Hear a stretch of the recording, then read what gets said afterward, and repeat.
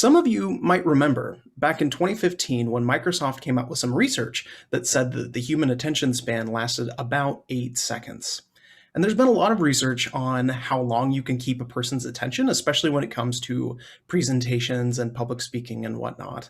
Some studies have said that it's roughly 10 minutes. Some say that it's closer to 15 to 18, which is why TED and their TED Talks tend to do them at that length.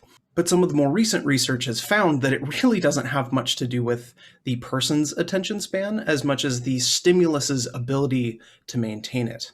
And when you're giving a presentation, you're the stimulus. Your voice, your content, your ideas, all of those things are critical for maintaining the audience's attention.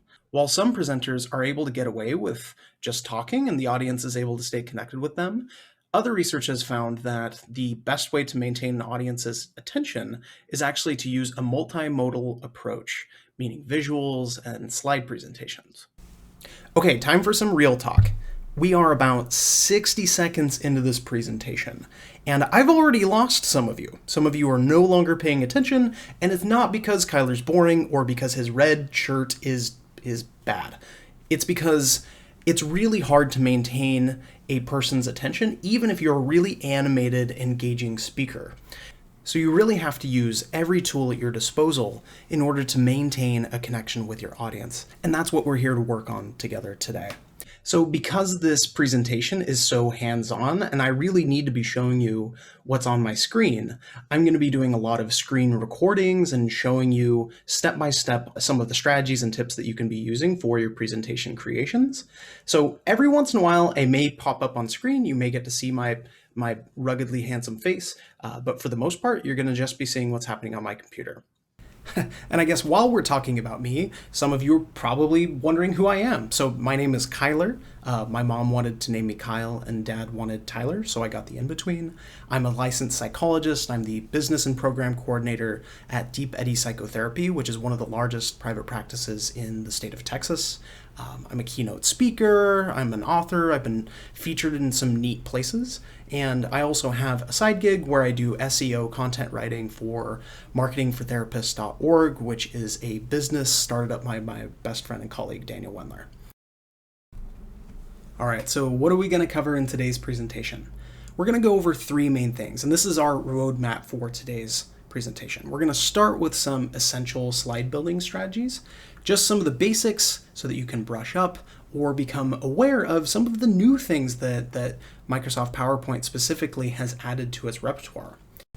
We're going to talk about what you can do to supercharge your presentation, to take a little bit of a risk and really try to take it to the next level.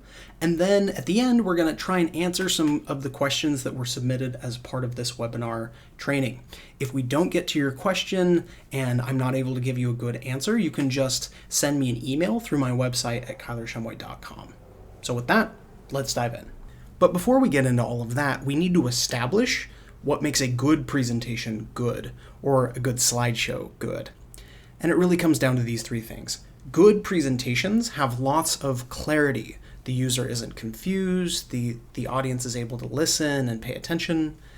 Good presentations are simple, they're easy to understand, easy to digest, and good presentations have variety so that you're able to stay tuned in.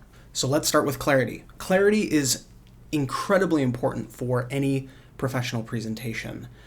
Presentations that have a lot of clarity have direction, which is why at the beginning of this talk, I provided a small outline for what we were going to talk about. I talked about what I would talk about later so that you have a sense of direction, a bit of a roadmap for what we were going to do. Clarity also involves purpose. Everything that's up on screen really should have a purpose or a reason for it being there. You have to keep in mind that your audience is always asking the question, why does this matter? What does this have to do with me or what we're trying to talk about? So everything needs to have a purpose, including my use of visual symbols here. So I used glasses because glasses provide clarity, you see. Clarity also involves consistency. If every single slide is different dramatically from the slide previous, then your audience is going to have to adjust and recalibrate every time you move forward. So you want there to be some consistency. You want your audience to not feel lost at any point.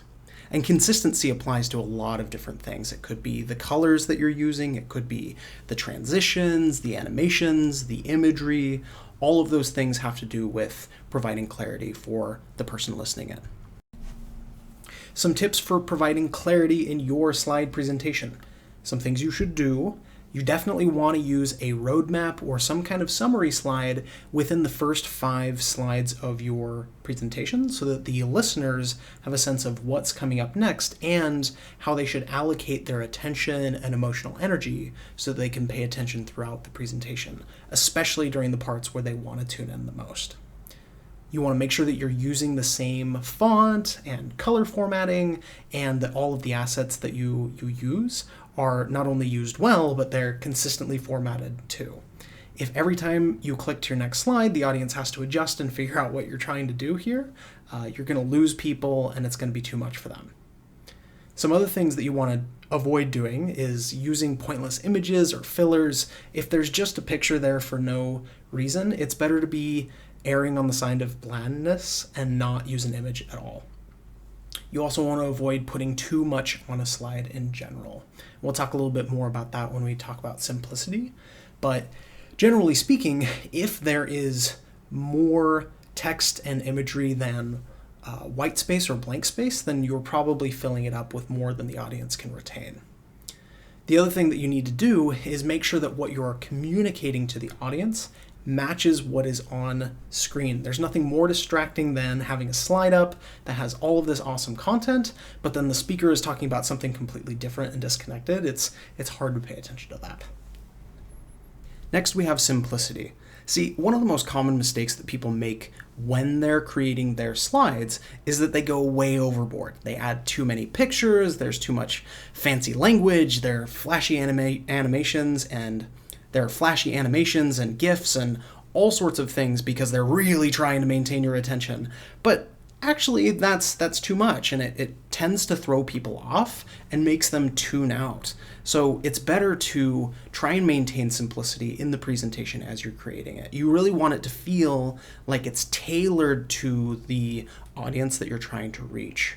And that's a major part of simplicity. You want the information that's there to really apply to them. You want everything on screen to feel like you chose it specifically for them. So that's why I picked a bonsai tree in this case, because a bonsai is very specifically tailored as it grows. Simplicity is also about minimalism. So you'll notice even on this slide here, I use a vector image, a flat 2D image for my imagery and my symbol. I'm only using 3 bullets for my bullet point list, and then my bullets themselves are short. So all of this has to do with using minimalistic practices so that the information on the slide is more likely to get into the person who is receiving it. And then lastly, simplicity is about being low effort, not just for you in putting it together, but for the audience so that they don't have too much information to try and retain at once. So how do you create simplicity in your presentation? Some things that you should do. First of all, you want to follow the rule of 3, whether it's images and text and a title is counting as 3 things, whether it's the bullets in a list. 3 is just a nice even number. I talked about it a whole bunch in the last webinar I did about graphic design. Just try and follow the rule of 3 with whatever you're putting up on screen. You want to make sure that you're using fewer than 5 colors. If you've got 5 or more, that's probably too many. And if you're using more than 3 kinds of fonts, then that's going to be distracting for your audience. You also want to, as much as possible, use an image in place of words. So instead of having a text on screen that says meditation and it's very relaxing for you, you could have a picture of a person meditating while you're talking about meditation as a way for the audience to have something nice to look at while still digesting your content. So when at all possible, try and use images instead of words. You absolutely want to avoid using GIFs, and yes, that's the right way to pronounce it, unless you absolutely have to. GIFs in presentations tend to be just super distracting and people don't know how to run them the right way, so they usually sit there and just loop over and over and over and over again while you're trying to talk. So try not to do that. You also want to have fewer than 25 total words on your slide. If you go over that, then chances are it's too busy, or the audience just isn't going to have time to listen to you and learn all of those words at the same time. So every once in a while it makes sense if you're going to have, just as an example, here are all the words that apply to this thing that I'm going to say. And it's just a massive list meant to send a message of, wow, there's a lot of stuff here, but I'm not actually going to learn anything in particular. I just need to learn that there's a lot of stuff, then fine. But otherwise, you probably want to keep it less than 25 words. The other thing that you have to avoid, and this is a tricky balance, is oversimplifying. So if we think back to the example that I just mentioned about the meditation image, if whatever's up on the slide is supposed to explain a concept that is sort of complex or requires a little bit more detail, and you don't provide enough there, then the only thing that you're going to get from that presentation is a lot of raised hands and confused looks. So try not to oversimplify, provide enough information there, but don't provide so much information to where it no longer is simple. And then lastly, we have variety. So you'll notice even in this presentation, I've been doing a variety of slide templates. I've been using different images. I've been changing up how I'm talking and changing the speed of things and just changing things up. And you have to balance this with simplicity. You have to make sure that you're not overwhelming your audience. But the goal here is to try and be as engaging as you can be without overwhelming a person. And then if you can, it's normal for people to get distracted. It's normal for them to lose interest. You want it to be able to recapture your audience later. And that's part of what variety helps you do. Even babies are able to notice when a stimulus changes. So hypothetically, an adult listener would be able to notice a change in the stimulus as well. Another part of variety is it does add fun to the presentation experience. Even if you're talking about something really serious or something that doesn't necessarily have humor in it, it can't be more fun or pleasurable to have things change up from time to time. Speaking of which, we're going to change things up. The other important thing to know about me is I'm an absolute nerd when it comes to PowerPoint presentations. I actually make presentations as gifts for my friends for their birthdays and stuff, where I make things like this.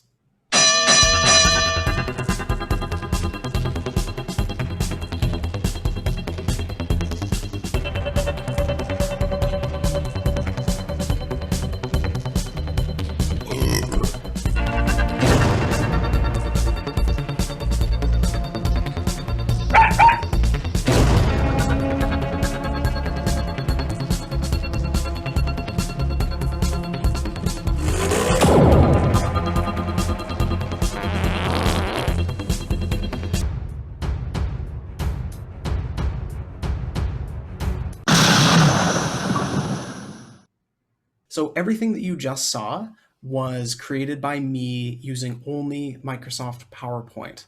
So I was able to do all of that because I've spent a lot of time just playing around with things and the different animations and so on and so forth. You really don't need to get that level of expertise under your belt in order to make a strong slideshow presentation. So I'm going to give you some of the ins and outs of things that I have learned, things that I have used in my own professional presentations and keynote speeches that I've given to help you take your presentation to the next level. All right, so there was a little bit of variety for you. So some other tips for adding variety to your presentation is tip number one, you want to make sure that you have at least one image or other visual asset that isn't just text at least once every 3 slides. If you've got more than that, then probably you're going to start to lose folks who aren't really word people. If that's even a thing, at least the folks who aren't going to sit there and have the attention span to sit there and read every single thing and be super engaged. Images and other visual assets really help with that. You also want to use different asset types. So you may use images and charts and icons and other things, videos, to help keep things fresh. And it really doesn't take much to keep it fresh, just some kind of change. You also want to consider breaking your presentation up into sections so that the audience is able to understand, okay, yes, now we have done this chunk, and then we will do this next chunk. Again, part of this is with clarity and consistency, but also just to maintain a sense of variety, and this is not going to be a 2-hour long monologue. A few things that you want to avoid. You want to avoid staying on any slide, no matter how interesting or amazing you think it might be. If you're on it for more than 3 minutes or so, you're going to lose people. They're going to get glazed looks, and they're going to look at their phone or something else that's more entertaining than you. You also want to avoid using comics. And I know that you guys love your comics. I love my comics also. But just because you're trying to be funny with them or send a silly message with whatever concept you're talking about through a comic or a meme or something like that, typically these kind of fall flat. And the reason why they fall flat is because you're either going to have to stop talking and say, and now I would like you all to look at this comic which I am showing to you. And then everybody kind of reads it, and then after a few minutes, you get a few chuckles and you move on. So unless you have the funny gene and you're able to do it well, I suggest just don't use them. Lastly, don't just add variety for variety's sake. I know that I have given you some rules about variety and some things that you can be thinking about, but if the things that you're adding are detracting from your message or cause a drop in clarity, which is probably the most important piece to all three of these, then you want to avoid doing that. It's better to be simple, it's better to be clear. Okay, so for this presentation, we're mostly going to be using Microsoft PowerPoint because that's the program that most people use for making a slide presentation. We had a few people asking questions about using Canva or Google Slides, and you can use those things. They're free, but the features aren't quite as good, in my opinion. You're limited in what you can access through Canva that's free, so you end up paying money, and if you're going to pay money, you might as well get an Office 360 account. And when it comes to Google Slides, they're still working on it. I think it's still behind the times. So if you want something that's easy to use, that you know is going to work with any presentation situation, and something that doesn't require constant access to the internet, I suggest using Microsoft PowerPoint. If you use Google Slides or something else, that's okay. Most of the interface is the same between these programs, and essentially the concepts that I'm going to be giving you are the most important thing anyway. So if we go over something nifty in Microsoft PowerPoint and you're not really sure how to use it in whatever program it is that you're using, that's okay. You can try doing an internet search just to see if there's a way that you can do what you're trying to do in whatever program it is you're trying to use. But also just know that some programs aren't able to do some of the handy-dandy things that I'm going to show you. When in doubt, it's worth signing up for Microsoft PowerPoint, especially if you're the sort of person who does presentations often. So with all of that, let's dive in. In Microsoft PowerPoint, there are a few things that you can do to make your slideshow really nice without really having to do that much work. So we're going to do a quick overview of the different tools and assets that are at your disposal for using Microsoft PowerPoint. And then after we go through some of the basics, we're going to supercharge things. So hang tight. It is so important for you to set up the design of the slides before you go through all of the work of building them out. And I say that because if you design it at the end, then you'll probably have to go through and tweak and adjust and change the colors and the font size and the alignment and all of that stuff. And what if you need to add a logo in the corner and so on and so forth? So it's best to just choose your design up front rather than wait until the end. And Microsoft PowerPoint makes this super easy. If you go to their design tab here at the top, you can see that there are a whole bunch of different designs that you can just choose from that are pre-built and that have different layouts depending on what type of slide you're talking about. So let's look at this kind of like geometric green design. If I click on this, then it will apply it to the different types of slides. So one thing you'll notice here is I had this fancy slide sitting here with a picture of my gorgeous kitty cat.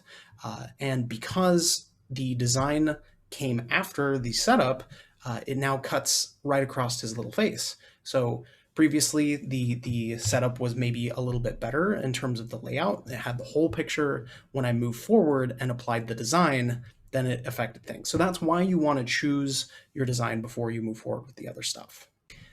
So choosing a design or a theme to go with your presentation really comes down to your preference and the sort of design that you think will jive the best with your audience. But keep in mind that, again, you want it to be very clear, you want it to be simple and not overly distracting, and you want there to be some degree of variety in the presentation itself.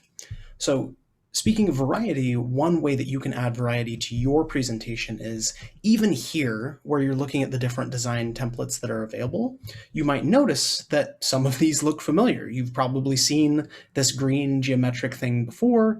You've probably seen this template layout before in some form or fashion, but you probably haven't seen this or this. And it's because I think most people don't think to look to this newly added variants section over here to the right. So you can choose a standard template that most people will follow, and then you can add a little bit of zest or a little bit of difference that'll help you stand out a little bit by going over here and looking at the variant options. Some of the other features that you want to be keeping in mind as you're building your presentation are transitions. People tend to make a lot of mistakes with transitions. You don't actually need them for most presentations. They're a little bit distracting, they're a little bit over the top. If you use it well, you can add a lot of oomph to a message that you're trying to convey. So let's say, for example, that right here, this is a big dramatic reveal, then possibly I would use a transition that would help the reveal feel more dramatic. So it may be that I use, like, this is even named reveal. I click it and it does this neat little fade thing. Or if I wanted to get really over the top, I could do a curtain drawing sort of reveal. So transitions are here to help your message make sense, to help you communicate something. And if you use it wrong, then it can be distracting and it can add too much to your presentation. The biggest sin that one can commit with transitions is to apply the random transition, which I'm not even sure if that's included in most versions of PowerPoint anymore. But what will happen is people will apply a random transition to all of their slides, and then you get that weird thing where every once in a while one of the slides just flashes and disappears. So don't be one of those people. When in doubt, don't use transitions at all. The same is true of animations. So for the most part, animations can add a little bit of flair. It can add some life and activity to your presentation that may not have been there before. And if you get the sense that you need to add some variety, or what you're talking about is kind of dull, or maybe there's a reason why whatever's on screen needs to change as you're talking, or pivot with a certain bullet point, then if those things are the case, then it makes sense to play around with animations. But when in doubt, just don't use them. They're not actually that necessary, and for most presentations, they only distract. So now let's talk about assets, the things that you can pull into your presentation to give it a little bit of pizzazz, to help your message come across more clearly. There are a lot of things that you can use that are already built into PowerPoint. So if you go here to your Insert tab, you can see that there are a number of different things that you can insert into your slides. You can pull pictures from your computer, or there's stock images available on the internet. You can take a screenshot from your computer itself. You can make shapes. This is an older one of the PowerPoint originals. You can design and draw shapes on your own. And then there's this newly added bunch of artistic things that you can loop into your presentation that I think is super neat. So if you click on icons or any of these other new tabs, then it'll pull up this window, and you can see that there's stock images that you can use. There are icons for all sorts of different things. There are people with no backgrounds behind them. So if you really needed to have some stock image models doing something, like this guy who's got a headache, or yeah, there's a lot of options here. I actually, as I'm looking at these, would advise probably against using them unless you had a really good reason for it. There are also stickers, so if you need to add some cutesiness or some humor, look, there's a chicken giving a thumbs up, and that's how you know he's good. There are videos that you can pull in, and all of these things are royalty free. You can just put them right into your presentation. You don't have to ask permission. It's included in PowerPoint. So if you really needed to have some kind of creepy snake video or a little kitty cat sleeping, or who knows, these videos you can add to your presentation, as well as illustrations that are submitted from artists and things like that. So those are all things that you may not have been aware of existed, and you can bring them all into PowerPoint. So let's say I want to add this little unicorn. Great. Now I have this unicorn. You might have noticed as I've been going through this presentation, I'm saving it for later because it's more supercharged than basic, that the design ideas tab continues to pop open. So that's something we'll come back to a little bit later. But for now, I'm going to close it. So as you can see, I can change the colors of this illustration to match my theme. So say I'm giving something for an organization that their main colors are red, I can change the unicorn to red. So the options really are limitless here. But these are some new things that you may not have been aware of that were added into Microsoft PowerPoint within the last year or so. So I'm going to get rid of Mr. Unicorn and show you some of the other assets that you can add into your presentation. So let's say you really want to give a presentation that talks about the brain. You can insert a 3D model into your presentation. You can't manipulate it necessarily while you're presenting, but you can change it and move it so that it's sitting in the position that you would like. So if you're the sort of person who has made your own 3D model, you can pull it from your device, but there's also stock 3D models that you can use. There's all sorts of different categories here that you can consider. My guess is some of you might be interested in showing a brain on screen, in which case you could use one of these. This one's, I think, pretty neat. I'll insert that. And then what's different about this 3D model is, of course, that it's 3D. So it's got this little widget in the middle that allows you to rotate it so that you can show different parts of the brain or highlight different things. You can also change the size. I don't believe you can change the color on 3D models, which is okay because they're already pretty neat.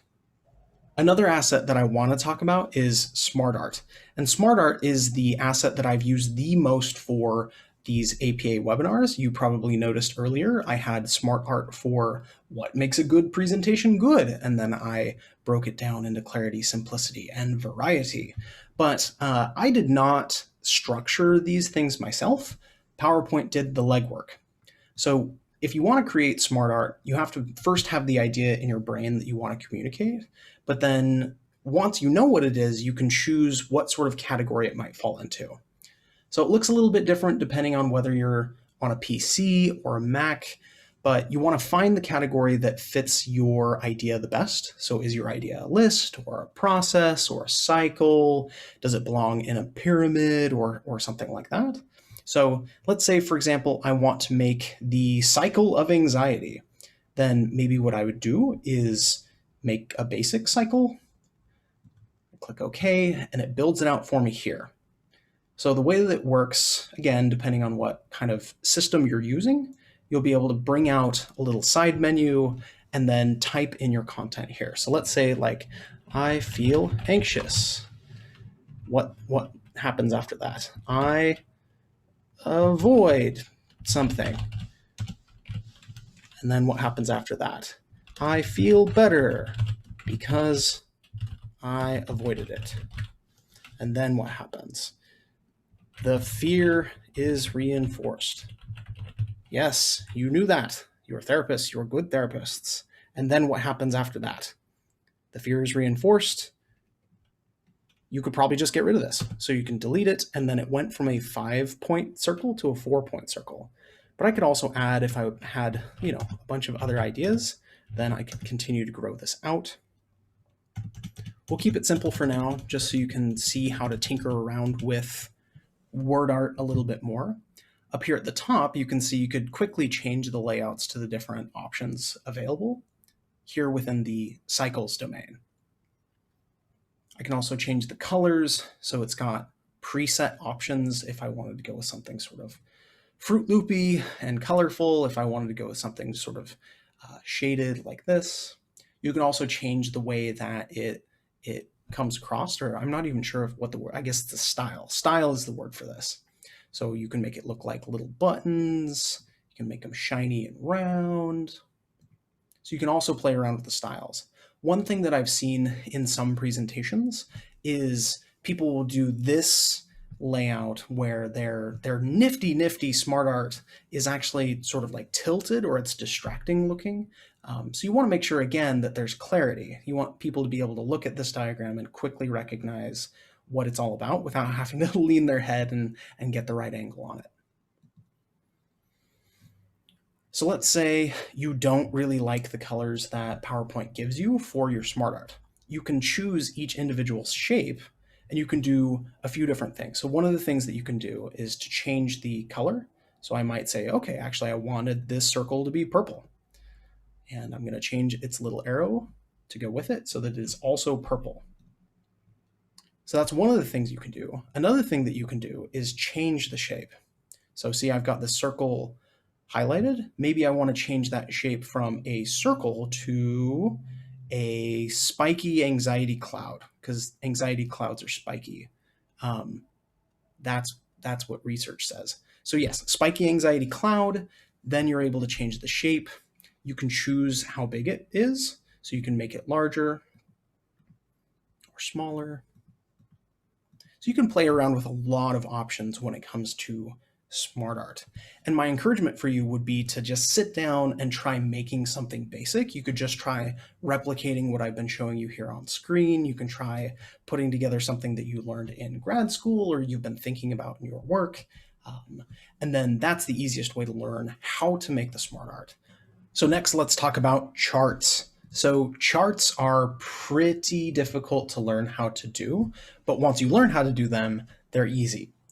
When you create a chart in Microsoft PowerPoint, it also creates a Excel sheet to pair with it so that all of your data is being manipulated there, and then the display shows up in PowerPoint. It's a little bit complex, but once you see what I mean, you'll understand a little bit better. So you have a lot of different options for charts. You can make columns or lines or pie charts, bar graphs, you name it. There's a lot of different options. You could even do a map if the spirit moved you. So you can choose what kind of chart fits your data best. There are also different visual differences that you can choose from, or aesthetically speaking, different designs. So you could do like a 3D option or something like that.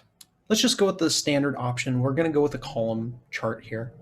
So I click OK, and then it takes a moment, but you'll notice that now there's a separate Excel sheet that has been created because of this. So PowerPoint just stores these in another place. It gets kind of technical. Just know it exists out there in the world. And if you want to change what shows up here in the chart, you actually have to change the data in the Excel sheet. So let's say category 1, I want to change this from 4.3 to 8. So I do that, and then it, as you saw in the background, that number went way up. So that's how you manipulate the data itself. And if you need to change up how many columns there are, how many rows there are for the different categories or series, you just click and drag in Excel and it adds them for you. So you'll have to go in and give it names, Series X. It's like how Microsoft does their gaming consoles, Series SX. So you use the arrows in the corners of these little zones. So the red zone here shows us the different series options. The purple zone is the category option, and then the blue zone is the data.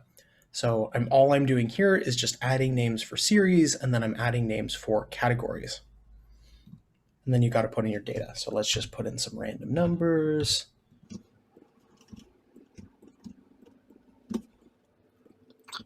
So you'll see that series SX is now this lighter blue color. So if you need to edit the data after you've left, all you have to do is right-click the chart and then go to Edit Data. And then it opens the chart back up. So once your chart is built, you can start to play around with the different colors and the different shapes. So let's say for Series 1, I actually want to change the shape on that. So I can go to these different series options. I can change the options, I can change the effects, and I can change the fill and the line. So let's say I want to change this to green, just so it's easier to tell it apart from the other series. Okay. And then you'll notice that it changed it across all of these.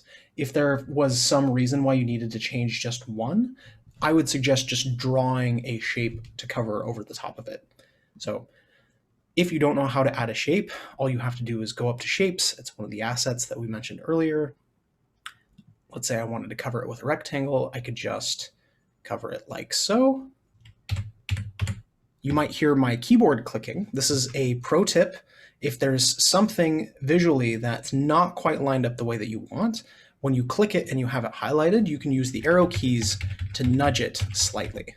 So I did that just so that I could perfectly cover that category. I'm not sure why anybody would need to do this. I'm just giving you an example of how you can use some of the tools. Okay, so that's how you create a chart in PowerPoint. And you can, as you can imagine, use this to highlight some of the data that you've collected, explain some of your research. So this is a tool that you can use if you're not using it already. Let's talk about a few more assets. So one of the assets that you probably recognize up here is the text box and word art. So these are the different ways that you can add new text directly into your slide. If I click text box, it just gives me the option to just draw a text box or click to add the text box. You can then decide all of the different things from the Home tab. Once you have that box selected, you can change the font, the size, the color, the highlight, all that fun stuff. Let's say I don't actually want a text box, I want a word art. Well, here's a sneaky secret. The word art is actually just a pre-formatted text box. So you're getting virtually the same thing as if you started with a text box and then you played around with the formatting to get this same end result. So a few other assets that you'll want to consider using are videos and audio recordings. So videos, probably the most likely way that you're going to use a video in your presentation is embedding something from YouTube or uploading from your device. Uploading from your device is as simple as clicking this device and then selecting whatever file it is that you have. Keep in mind that your video will be added to the total file size. So if you've got all of these super long videos and it needs to be presented at a place where you couldn't stream it from the internet, that's going to turn into a real big file. So be aware of that. You may not be able to transfer it over the internet. It can turn into a real hassle. Again, there are stock videos that come with PowerPoint, so you can play around with those a little bit, or you can embed an online video, which YouTube is the most likely place where you're going to do this. I went ahead and clicked that, and I went onto the YouTubes and I grabbed a video that I published a few weeks back for my practice. All you have to do to add a YouTube video is to paste the URL. It'll show you a preview so that you can see, yes, indeed, that's the video that I want, and then you insert it. Has to download. Okay, so it didn't actually download the whole file, just so you know. It just downloaded a thumbnail so that when you put this all on screen, there's not just a blank image until it streams and loads the initial shot. So one other thing that you'll notice as you see me sort of dragging this video around is a new feature that Microsoft added to PowerPoint, which I really love. And it basically gives you a grid to help you center material on your slide. So you can see it pops up when it's fully centered. If I were to put other things on screen, yep, and there's the horizontal center. If I were to put other things on screen, then it would let me align those as well. Okay, so my video is now embedded. I've got basically a link here. And as long as I have a internet connection, I should be totally fine. If I don't have an internet connection, then when I go to play this presentation, it will say cannot connect or something along those lines. So if I were to go ahead and let's try playing this, you'll see it's taking a moment to load and fire up. If I were to just click this video, then it brings it in and it starts to play the way that you would expect. So videos are a bit of a unique beast because when you click it, you'll see up here at the top menu, it gives you different tabs that you can use to change how the video behaves in your presentation. So you can change how it looks visually. If you really wanted to make it into a different shape, you could. You could give it a border. But probably the thing that you're going to want to do is go to the playback tab here, and then you can choose when does this video play. So by default, it's in click sequence, which means that I have to actually click it, or if I've got other animations on screen, then it'll start playing when it gets to its turn. But you can set it so that it's automatic, so that you don't, if you're presenting, you don't have to go over to the computer and wiggle the mouse around and try and figure out how it works. You can also set it so that it only works when it's clicked on. So you might want this option if you wanted to have a video on screen that was optional, and you may or may not play it. So let's say you're running out of time and you just need to skip past this video. If you have in click sequence or automatically selected, the video will start playing before you're able to skip ahead. So one option that you can use to get over that would be to use when clicked on instead of that. So let's talk about adding your own video from your computer. So let's say I want to insert a video from my computer. Okay, so here's a video that I made for my friend's birthday. See, when I pulled this from my computer, it actually added the whole file to the presentation, so it's within PowerPoint now. I can adjust the size, so I can decide if I wanted to make it full screen or not. It's blurry right now because it's the beginning of the video and there's a neat little animation that goes with it. But you'll notice that up here, I've still got the playback tab selected. It's changed some of the options. So now I can go in and I can trim the video if I wanted to. If I wanted it to start around this mark, then I could do that. If I wanted to end a little bit early, I could choose when it was ending.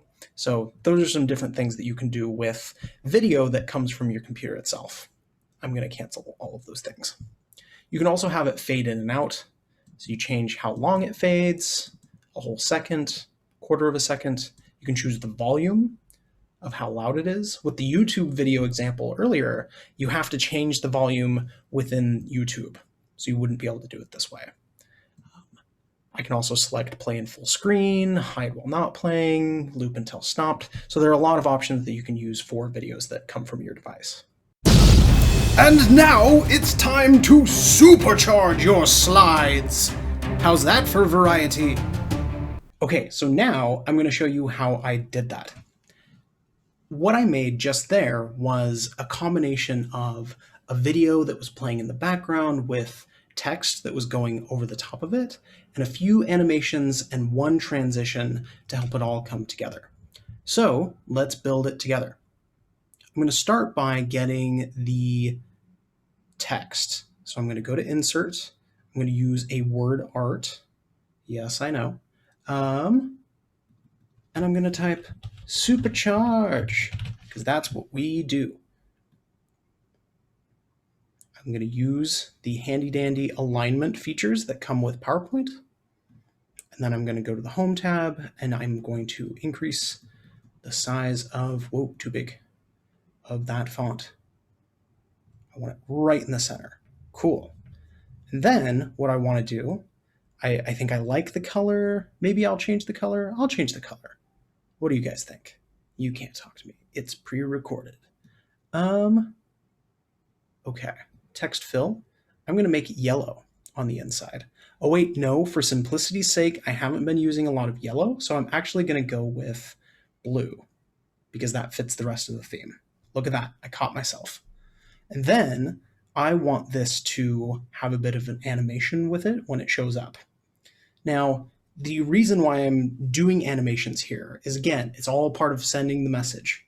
So what do I want to do with the supercharge effect? I want it to show up in a really dramatic way.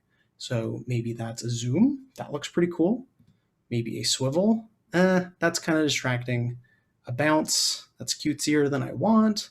I want something cool.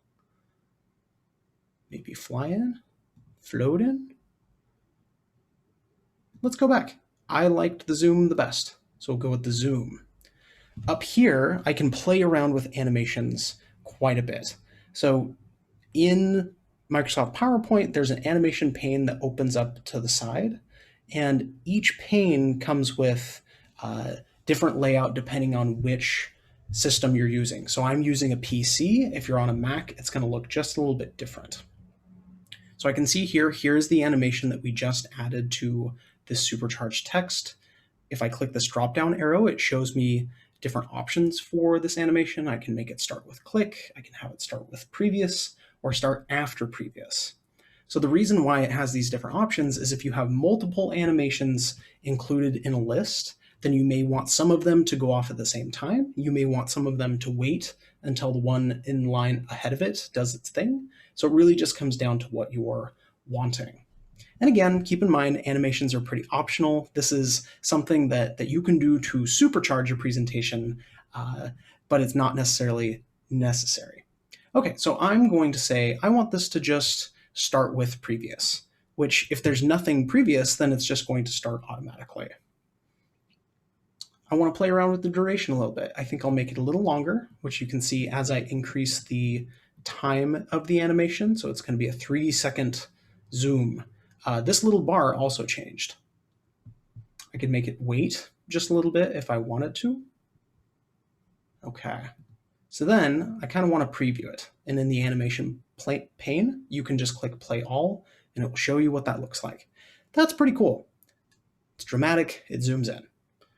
Okay, so now I would like to add a video to the backdrop of this. I'm going to go to videos and I'm going to see what they've got in the stock options. Let's look for, do they have fire? They have fire. Okay. Kind of slow burn, little flickers. That's fire? I guess so. Maybe explosion? Ooh, yes, that's the one. Okay, so I'm inserting this, and it looks like it went in on top of my other asset. So this is another important part of Microsoft PowerPoint. Everything has layers, just like Shrek. So when you put something on the slide, it has an order to which it'll appear from front to back. And you can change that by right-clicking it and going to bring to front, send to back. So I want this sent to the back. I can send it backward if there were multiple layers that I wanted to move it in, but I'm going to send it to the very, very back. Okay. Anytime you add a video asset, it'll give you this little bar so that you can preview it if you would like. Yeah, that's pretty cool. A little inky blackness. That's going to look awesome. So you'll notice in my animation pane that it also includes the video being triggered. So if I want, I can set the video so that it'll go off when I want it to. And I think I want it to go along with the, yes, I want it to go along with my supercharged text. So if I play all, it should look something like this. Boom, supercharge. That's pretty cool. Is there anything else that we might want to add to something like this? No, I think we'll leave it. So those are some of the basic steps that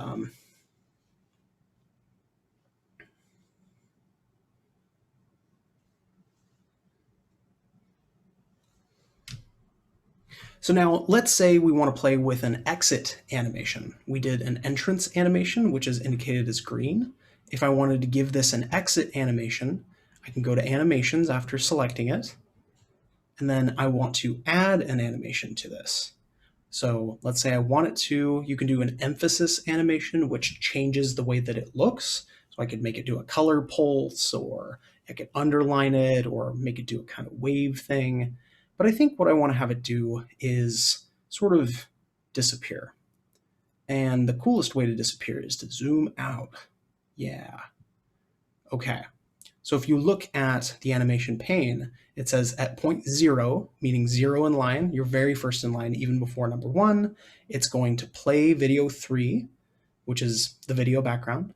It's going to have the rectangle 1, which is what the computer decided to name my nifty word art, appear, and then it looks like it's going to have it disappear right after step 0 finishes. So And it looks like right now it's also set to click. So I'm going to set it so that it goes after the previous. And let's see what that does. Kapoom. Supercharge. And it didn't work. Oh, it just takes forever. And it goes away. So the reason why it took so long was because the video had to play all the way through before this exit animation started. So I could try to play around with this here. I could also just have this start with previous and then move it so that it happens right after the entrance animation does. So I know that might be kind of hard to see, but basically what that did is it added a delay. So you can see if when I move this, the delay goes up to 4.3, or I drop it down. So I'm doing this just because I want it to emerge, and then I want it to go away right away. So let's see what this does. Oh, let's see what this does. Supercharge. And it goes away, just like that. So that's exactly what I wanted, and now I'm going to add it to the presentation and play it before I teach you how to do it. It's going to be super cool. Just wait.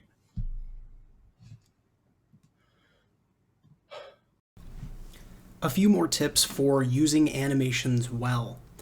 You do want to stick to the message. You want your animation to help illustrate whatever it is that you're trying to say verbally or through the text on screen.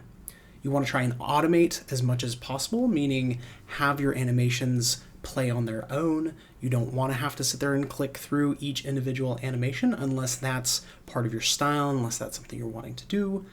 And you also want to avoid adding too many animations to any one given slide. And the reason for this is it's easy for Microsoft PowerPoint and other slide software to sort of get tangled up and have difficulty when you get over a certain number of animations, especially when you're in front of a live audience. For some reason, that's when your slideshow is most likely to fail. So you want to make sure that your animations are on the lighter side, and it's best to just try and keep it simple, and less than 5 is a good rule to go with. You want to make sure that you're not animating any information that you wouldn't feel bad about not showing up on screen, because every once in a while something will glitch out or the timing won't work quite properly. So if it's essential, it's best to just leave it unanimated. You want to make sure that you're not stressing yourself out trying to get the animations perfect. You've got other things that you can be focusing on, and learning how to animate a slide isn't necessarily what you set out to do with your life.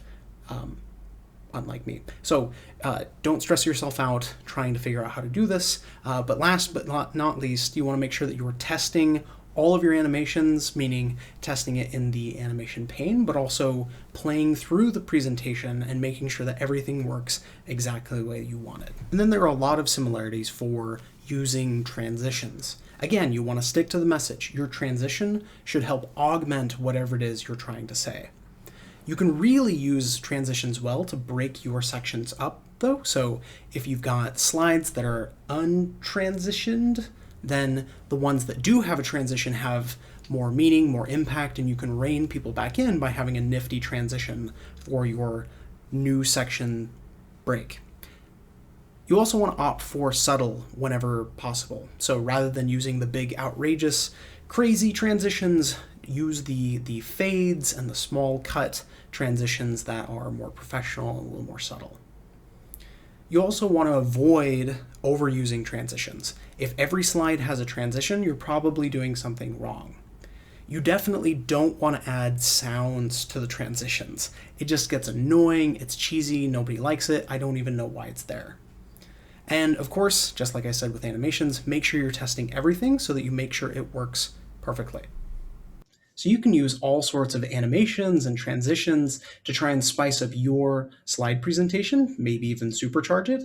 But really, one of the easiest ways that you can take your slides to the next level is to lean on Microsoft PowerPoint's newest feature, which is the design feature.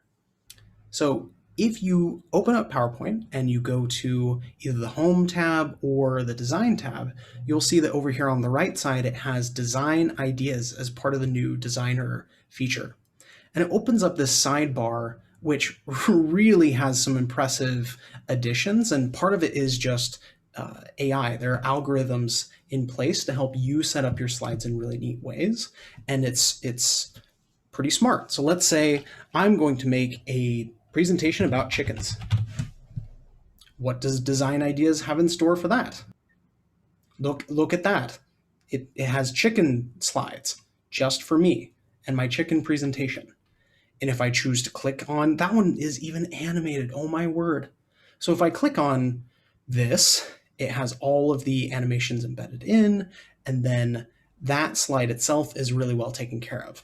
The downside is when you move on to the next slide, it's not amazingly formatted, but it does bring some of the formatting over. So you'll see, for example, it's got the same font as it did for the first slide. So all of this is here because I typed chickens into the slide itself, and then Design came up with its own design for the rest of the presentation. It's pretty cool. Another way that you can use this to really make your life easier is to let Design set up something that's put together in your brain, but is really hard to make visually. So let's say I'm going to make a presentation slide about reasons why chickens are cute. Okay? And then I'm going to say they are small, they are fuzzy, and they chirp. Sure. So when I click away, then Design has come up with some ways that I could really illustrate my 3 reasons why chickens are cute. So I could click on this one, for example. Wow, look at that. It put it in boxes just for me. I can also refresh in case I'm not exactly seeing what I want to be seeing. So maybe I like the image option. Maybe I like this word art, or smart art rather. Maybe I like sort of these artistic swishes. So this looks professionally done for the most part, but all of this is being created by the algorithm that Microsoft has put together for this. So you can play around with it and try to get a sense of whether or not this is the right fit for you, but this is an easy way that you can supercharge your presentation. I want to give you one more example on this. So let's say I'm making a section header. I'm going to break my presentation into sections because I want to provide good clarity and simplicity and variety.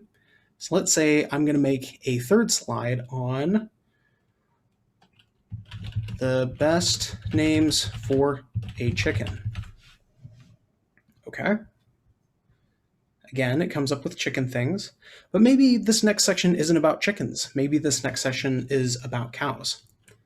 Cows are also cool. See, now it brings up cows. And it's trying to maintain the previous format that we set up with that initial slide. So if you'll notice, the font is the same, the color scheme is consistent. So all of the things that I've been teaching you how to do at the beginning of this presentation, this algorithm does it for you.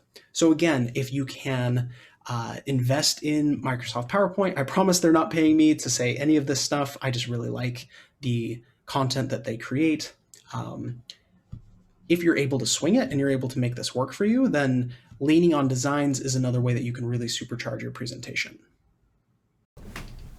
Some last-minute resources and tools to help make your life easier.